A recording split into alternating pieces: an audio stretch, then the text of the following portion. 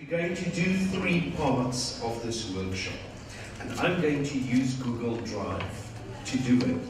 And then I'm going to reflect on what we have done.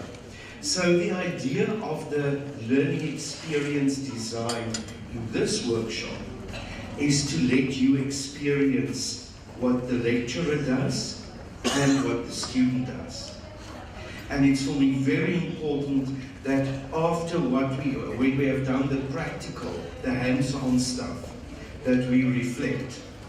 So on the screen, I have opened up a folder in my Google Drive, and that is the address, the URL for the folder.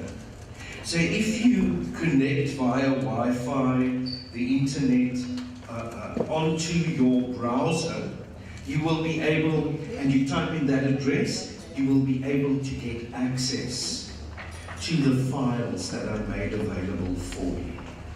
So you open up Google Chrome, Explorer, any one of your internet web browsers, and then you type in that long URL that is there. And while you do that, it would be good and very effective this afternoon if you want to work with the people you would like to work with in this group, but not more than 5 in a group, because that would help a lot. Right, so you can team up while you type in that address, and you see there's 4 files that is available for you. Right, let's take about 10 minutes for that, and that is part 1.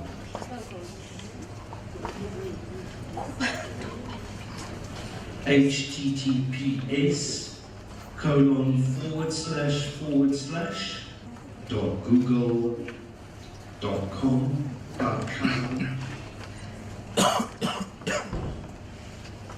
I know it's a long one. My workshop tomorrow is about creating an e-handout, so that if you were the students and I was the lecturer, I didn't have to give 10 minutes for everybody to type this in.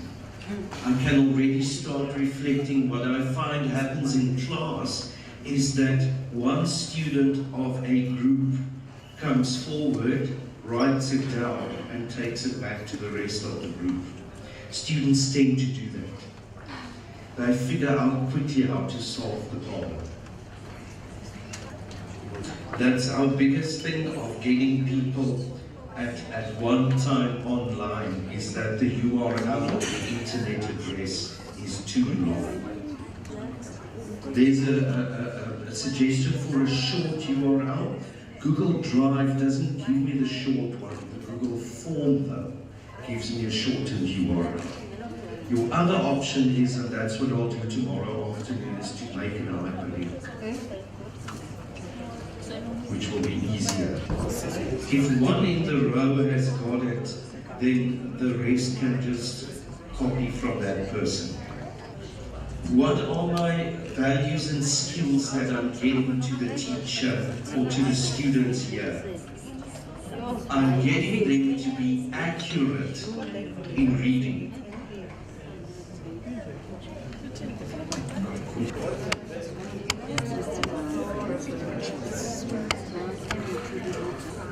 And if students get to see this, they immediately want to run away.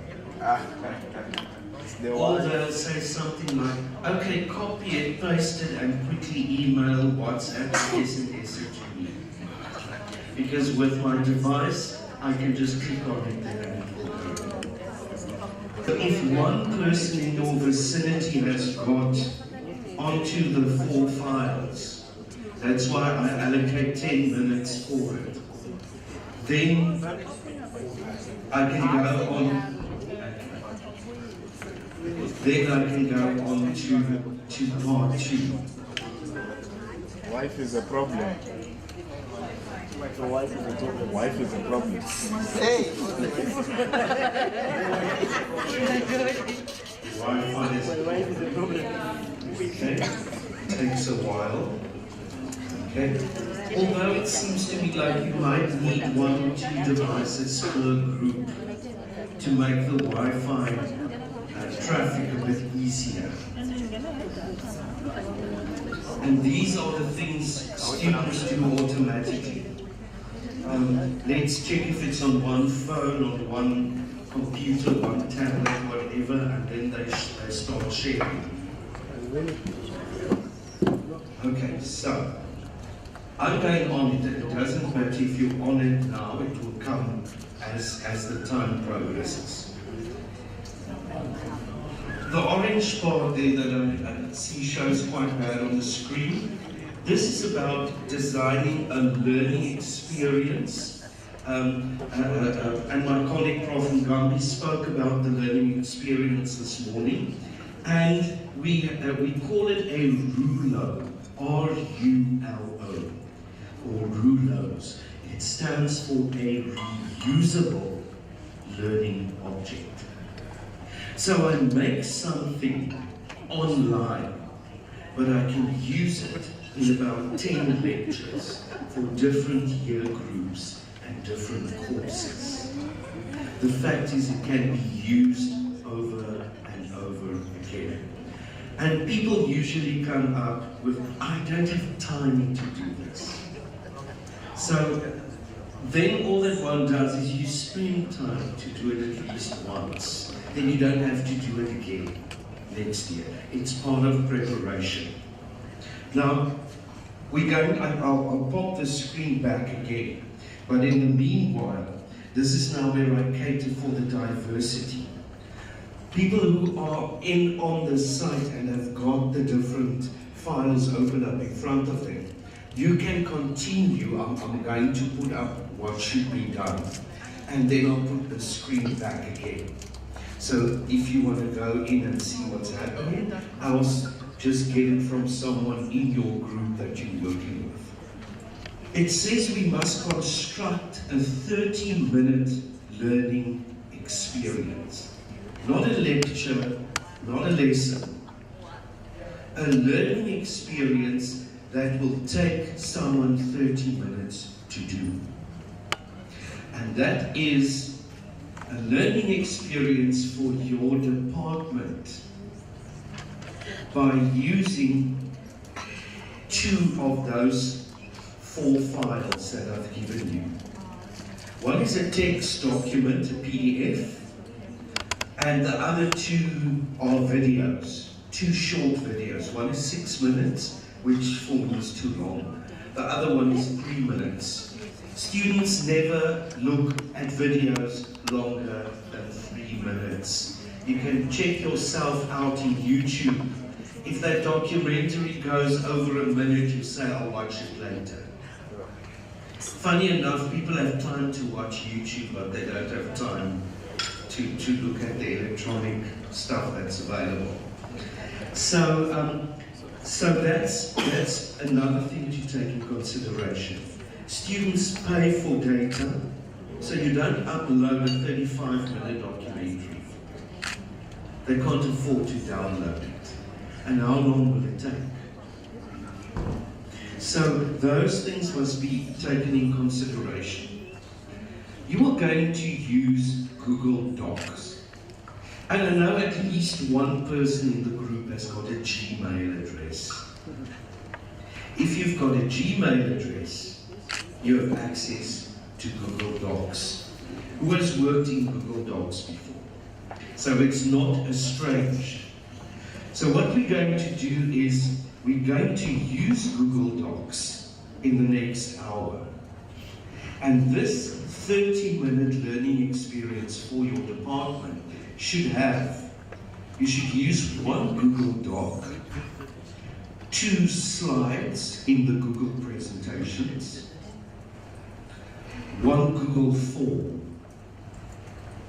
and a 30-second video you make or a voice introduction. Another word for a voice introduction is a podcast. So it's going to be recorded with the phone, the laptop, whichever device you use. And then you disseminate it to the rest of the group. So So what am I doing now? I'm doing authentic learning here. Problem-based learning. That's the problem that needs to be solved. We have 1 hour to come up with that little learning experience. In other words, like a lecture, but the students are going to experience something. We're going to use Google Docs. We've got 2 sources, which I've given you on the previous screen, or shared with you on the previous screen to use. The one is a PDF document, and the other source is one of the 2 videos that you can watch, or look at both. Okay. You have used Google Docs before. So it's the document like Word that I must use at least once. The Google presentations, only 2 slides. 1 Google form and a 30-second video or voice introducing the topic. Right. Have you discovered the topic yet? Who's onto those files? Is someone?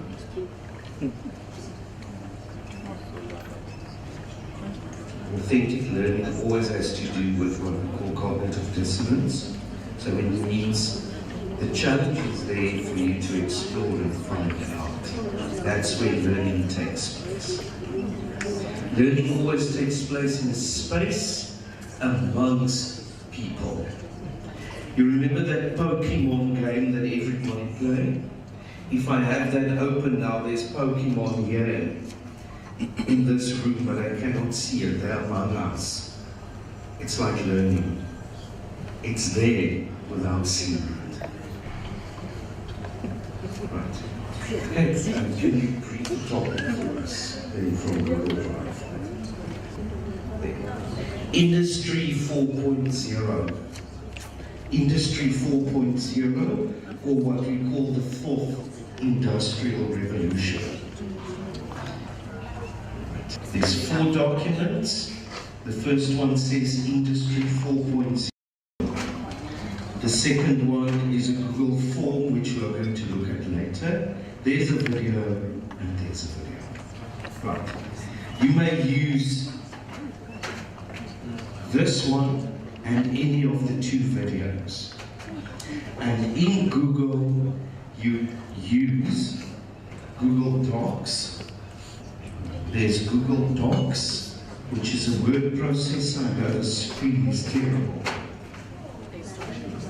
Google Docs, Google Sheets, we're not going to use it as a spreadsheet.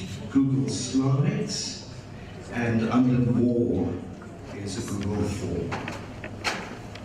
And I'm going to use those 3 together and create a 30-minute learning experience. You only need 1 person in the room on Wi-Fi. There's enough bandwidth for 1 person in the room, never mind for the whole room. Exactly the problem experienced in lecture rooms. Okay. So now what most of people had done 5 years ago was say, oh no, I give it up, there's no Wi-Fi. What did the students do? The students went, some of them paid, and some of them start sharing with devices. It's much too quiet for a collaborative effort that's taking place. We hypnotize like that,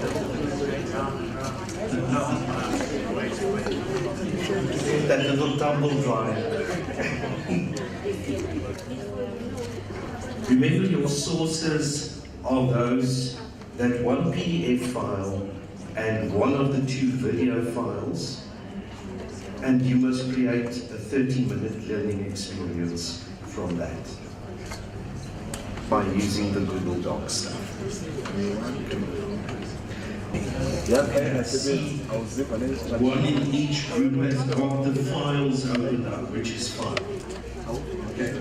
Now, if we move to what we're doing for an hour, is that we're going to create a learning experience for your department which will take them 30 minutes long to experience what the fourth industrial revolution is about. In other words, very misconceptually, I'm using the term learning experience, but you would say I must do a presentation to my department, or I must do a lecture for a group of people on this topic. The sources I've given you is where people always run down and jump to a textbook. What must I teach the students? I will disseminate this by either sending it to each person in the group, working together in the group in Google Drive, and you can even email it to me. I'll put that up on the next slide. Disseminate means you share it and send it. Okay, so you can share the link with someone. Okay, you can. That means it's your Google Doc, the 2 slides, the 1 Google form that you share with other people that you have made from that source. So here's what's happening. You've got 2 sources. From those, you must make 1 Google Doc, 2 slides in Google Presentations, and 1 Google form that will keep your department busy for 30 minutes so that they are able to know what the 4th Industrial Revolution is. The voice recording, how is the recording shared? It's dropped or uploaded in the Google Drive, and from there on it's shared with other people. How do I share it? I just need that person's email address, and I can share it. I'm throwing you in on the deep side now to swim, because it's the only way we will cope with the e-learning design. By this time, the students have already taken a picture of the screen with their cell phones, and everyone in the class have already distributed it amongst one another. And if I click on Google Docs, it looks exactly like a Microsoft Word. And the wonderful thing about Google Docs is I can even dictate, and it picks up the text. In presentations, I can work with someone else in real time. So I just wanted to open, there's the document opened, right? And it's free, it's in Google Drive if I want to insert audio or a link or anything, I can get it from here. There's my voice typing. So if I click on voice typing, click to speak.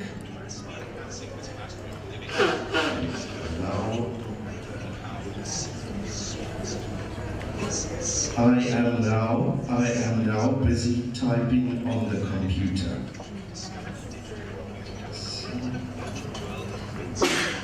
And it picks up different Afrikaans accents, different African accents as well. Can you see it needs to do a bit of editing after I have spoken to it? Full stop.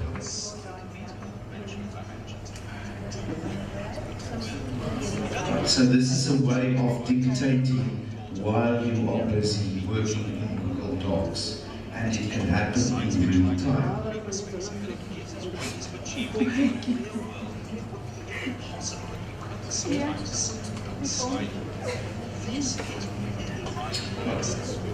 So this is why I use Google Docs quite often. What I can do now is I can share. I'm going to name it before I share it. So now at this stage it is visible only to me, but when I share it here, I can type in that person's email address and share it with that person, or I can get the shareable link, which was like that long one that I've given you in the beginning to type. So now Google Docs is saving, and it's giving me the shareable link. And can you see in this case, I do not get a shortened URL, only with forms and certain things. So when I can either send now, that's how I disseminate, I can send the link to someone whose email address I already have. I'm going to send this one to an email address I just quickly got.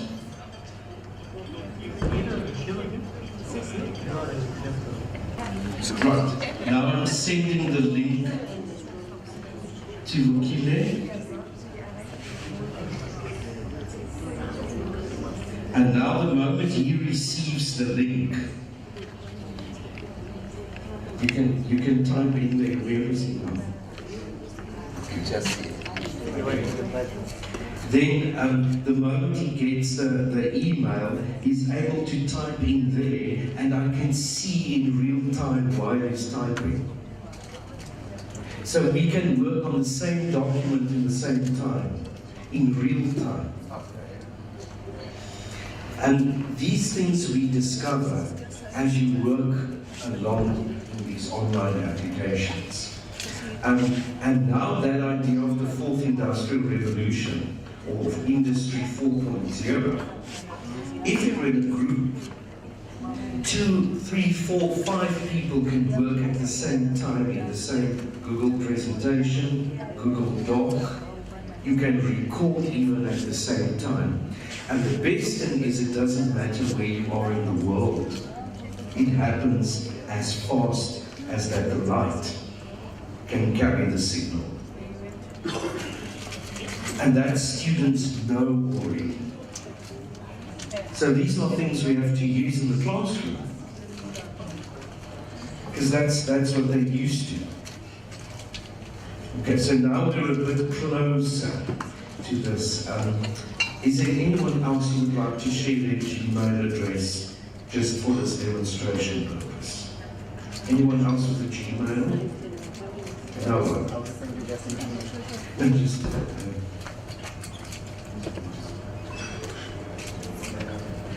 now I have Gmail as well.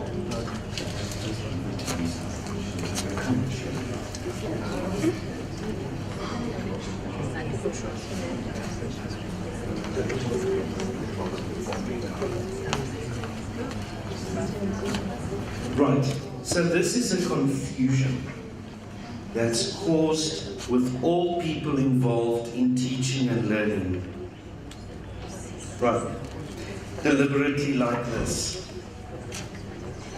You go out in industry to where people are working. They're doing this. You ask school kids. They're doing this. My question is, we are preparing people for industry outside, and we don't know how to do this. That is shocking. And that's what the fourth industrial revolution is also about. I just merely chose it as a topic. Now I've got a question there, in there as well, with 3 questions in it. It's that Google form questions. We can answer them together, and of course I will have real life feedback if you answer it online. Just get MUT.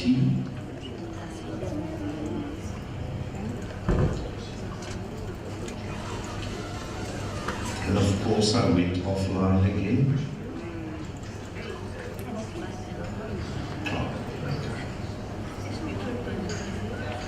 I'm opening up the Google form. Now, when I do learning design, these 3 questions actually answer what you have gone through now.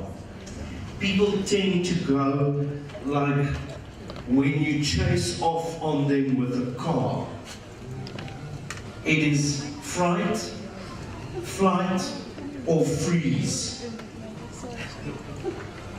What happened here now? The moment you bombarded with, this is what's happening in the classroom, I freeze. The moment you say to a lecturer, right, use Google Doc, I haven't got time. Nonsense, you're freezing up. So who is running away from the technology? Definitely not the students. The lecturer. I've got a quote, and I'll show it in tomorrow morning's keynote as well, where they've spoken to about, it's more than 100,000 students in the whole sub-Saharan Africa. They say they go to class and they listen to lecturers out of politeness because they know the lecturer cannot use the technology. Sure. And that's shocking. What do? We go with this and we say, no man, let's put the e-book online. You know what that is? It's called paper behind class. Let's do a quick video, it's the flipped classroom. What happens? We get a talking head. People watching television don't even watch the whole news bulletin because it's boring. That's why the news have also started to make the pictures move. Now, how do I expect a person that's 20 to 40 years younger than me to be able to sit there when they grew up with television? Yet, rurality and poverty doesn't make a difference.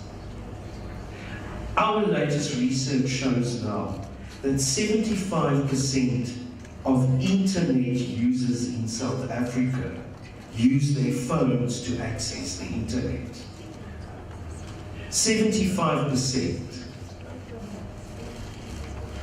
So it doesn't mean that I can say, no, the student is too poor to afford this and this and that. That's a lecturer excuse for not using the technology. They know how to do this, they already designed stuff together. I see the students sitting in race and they do these things online. They do presentations together in real time online. And now they drive all the way from wherever the student comes to a lecture venue while they listen with earphones on their cell phone to maybe a lecture that they recorded yesterday. And now they must listen to this one-way sermon. Yes. It's bad. And they're expecting more of us, but you know what? They call it mental modeling. Mental modeling means what I know about my subject, I must set through to the students for 2030 or 2035. So they're expecting these things. My questionnaire asked 3 questions. The first one is, immediately when you went to the resources or those who could access it, which ones did you use? The PDF document or the video? Just in general. The PDF or the video? The video, the PDF. Who first went to the PDF? Who first tried the video? So what do students want? A textbook or a video? Because you want the video. And that's how it's supposed to be. And it's part of instant gratification. We are all like this. That's why I deliberately, sorry for stirring your emotions up, but that's why I deliberately did this, because it takes time to download the stuff. Be frustrated because we are all created for instant gratification. I want to know it and I want to do it, but I want to know it now. And I want to do it now, not in an hour and not tomorrow. Students are the same. So I say to them, go and find something in the library. Or you can go and check in YouTube. And they're already checking in YouTube in the class. So we say, wait, switch off that cell phone. We'll do it. You can look at it after class. But what are they then doing in class? So that's why I say, if there's, for instance, a link to be shared like here, say to students in the class, take your phone, type that address, which tomorrow's workshop I show people that won't be that huge thing, frustrating thing to type in. We give them an e-handout. They click on something, they look at the video, or they look at an animation, or they see one paragraph, and it's more than enough to continue to the next, and to the next. And you get a week's work done within that hour. That's what students want. If someone says to you, do you know what the bacteria Diplococcus pneumoniae causes? Those of you in health science or in the biotech will know. Right. What will you do? Tell me how to spell it. Right. I'll write it up on the big screen. Or I might have had it on my slide already. What do? You Google it. And you immediately get the definition. And you know what it is.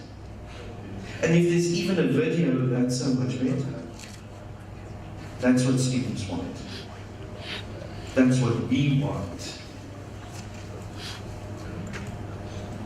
I just said yesterday to my colleagues at UJ, I said to them, I'm traveling all the way here to Durban. It's fine. It costs money. And it takes time. You know what I could have done this via Skype? And that's how things are changing. So much for the fourth industrial revolution, so much for our students already there, so much for industry already there. Have you seen how many shops closed? Not because of bad economy, because they don't have a speed point where you can pay. Fourth industrial revolution. Instant gratification. Now, that's the first question. So actually what I'm trying to get to is, if you're used to lecturing with a textbook, you will run to the PDF document with the text. If you're a person of instant gratification, who immediately wants to know something, you look at the video, of which the latter is most of us. Can you see the shift in the different ways of thinking when I present a lecture? I didn't expect anything from anyone today because I knew this was going to happen. So it's getting there, so much frustration for demonstrating something. But this is what students experience in class without technology, not without available technology, when they sit there with a pen and a piece of paper. Nothing is happening inside. So they need a lot of things to put together here to understand. They're not the same that we were 20 years ago. There's even a DNA change, by the way. So that was my first question. The second question in the questionnaire, I just wondered if the Wi-Fi was faster, I could have given you the stats. I got the information quickly to make my lecture. Did you get it quickly or didn't you get it quickly? Now we can split hairs. The information was immediately available through the link, but it took a while to download.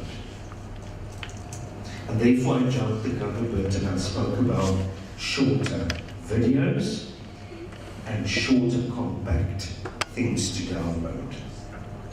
And with my fictional 30-minute learning experience I designed, I could have made 2 slides and given them to people to work with.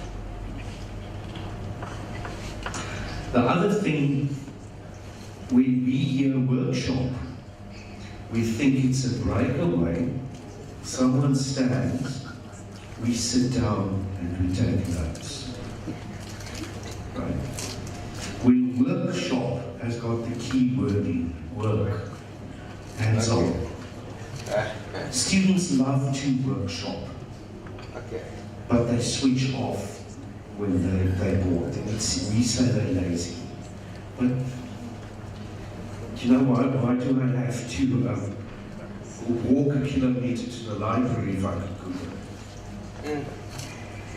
So that's, and I think if we can tap into students' thoughts and their speech bubbles on top of their heads, those thinking bubbles, it would say, yes, get to the point, yes, get to the point, the whole time. But it's still the old thing I'm talking about. We are the sage on the stage, and not the guide on the side, helping people.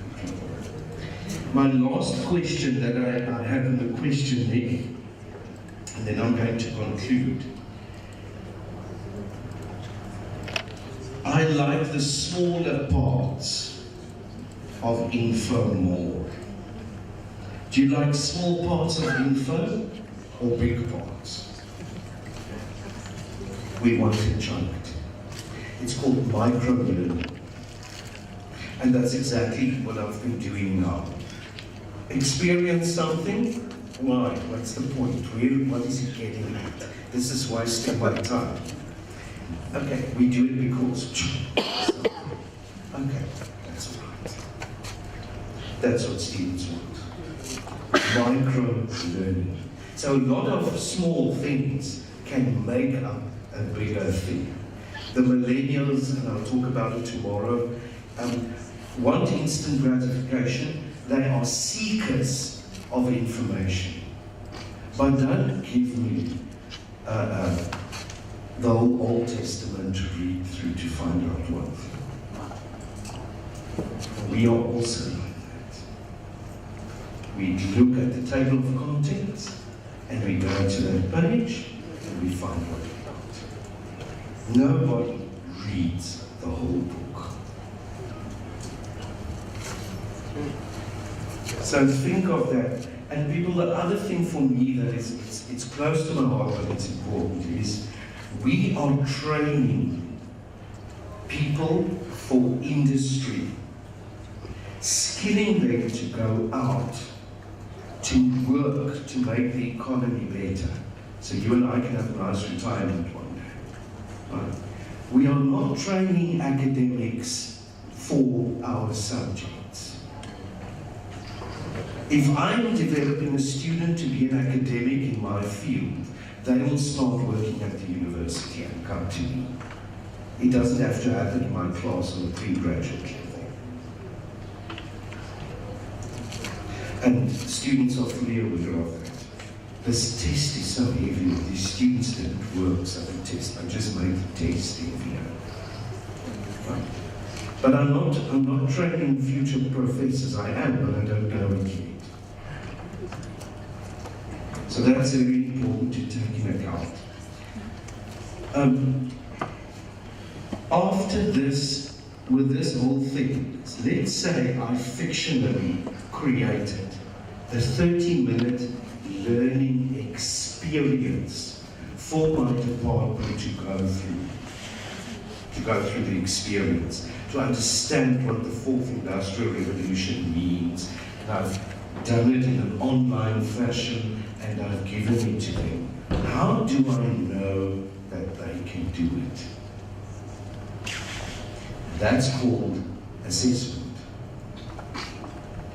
I would have, for instance, these are my outcomes. I had 3 outcomes for today. It was those. I got the information quickly, or the first one? Did I like the text or the video more? So as a lecturer, it must tell you something about what students want. And the video is very difficult to hand out, so it obviously has to be online. The second thing is, I got the information quickly, so it's about how I disseminate it. Do I get it fast? Do I post one thing to them? Or do I beforehand give it to them in an LMS or a platform where they can access it remotely from where they're sitting, because they want instant gratification. And the third outcome was, I like the smaller parts of info more. Literature, pedagogy now calls it information bursts. When I want to know something, I get an information burst. I've just done it again. I said to you there were 3 outcomes. I could assess it online in the Google form. My 3 outcomes were that, and those were the 3 I asked a question about to make my audience realize something about instant gratification, micro-learning, and video against text.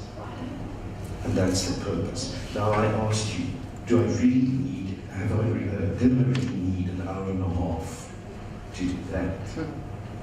No. But if I had been in a group where my students and lecturers in higher education must know these terms, try it out in Google as another option of working with the cloud and trying it with students. I needed to take you on a journey to discover that. And that is called a learning experience. You see the difference between lecturing and creating a learning experience. Right. And that is my story with this. Sorry about the Wi-Fi, you could have gone through the journey, but the idea is there. I think you get it. Tomorrow will be faster with the Wi-Fi. I've spoken to them now.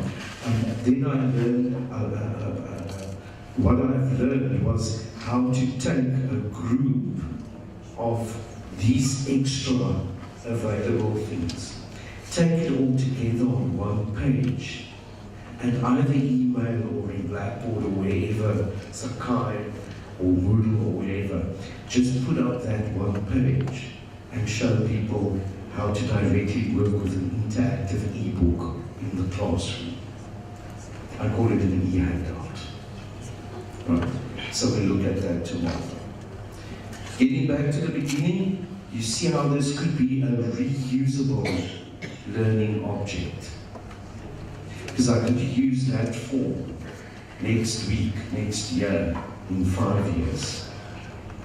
If it's still in Google, I could use that video on and on and on, but when my students say, listen, it starts looking like something that comes from the beginning of the 21st century, then I know I was getting a new one. Okay. Right, that's my story. Thank you very much for listening. Enjoy your evening, and I'll see you tomorrow.